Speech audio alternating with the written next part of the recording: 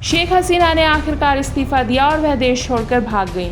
Reuters की माने तो वह मिलिट्री हेलीकॉप्टर में भारत आई हैं और इसके साथ ही फिलहाल इस जंग को बांग्लादेश के प्रोटेस्टर्स ने जीत लिया है।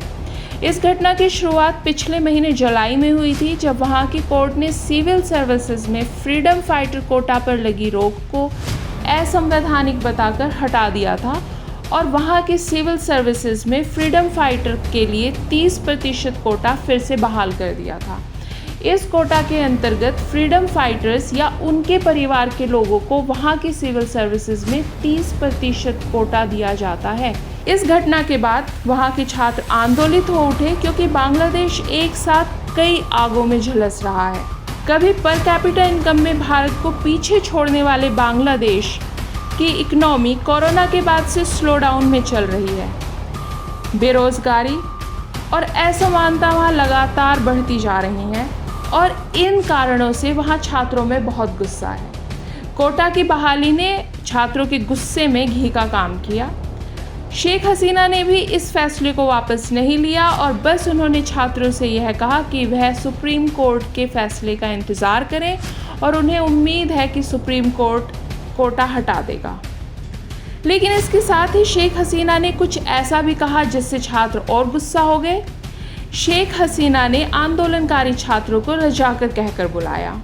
यह शब्द बांग्लादेश में 1971 में पाकिस्तान का साथ देने वाले लोगों के लिए प्रयोग किया जाता है।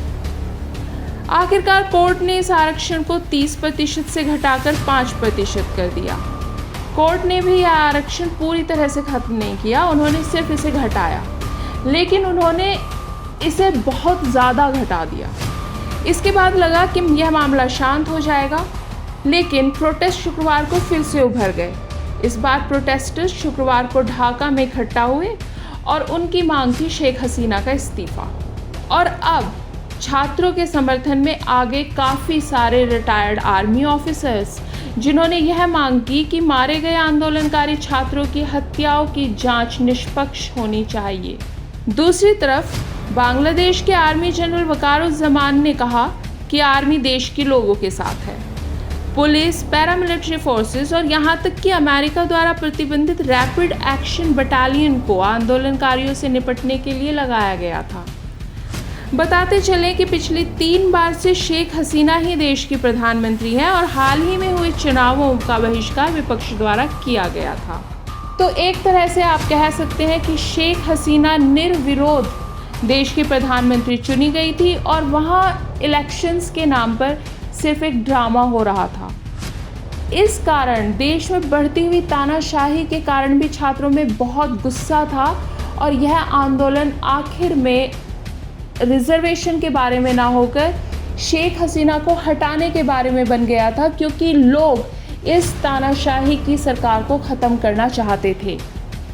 अब शेख हसीना की तानाशाहियों की प्रवृत्तियों का पटाक्षेप हो गया है। इंटरनेट पर उनकी देश छोड़कर जाते हुए तस्वीरें वायरल हो रही हैं और आंदोलनकारी फिलहाल अपने मकसद में कामयाब हो गए हैं।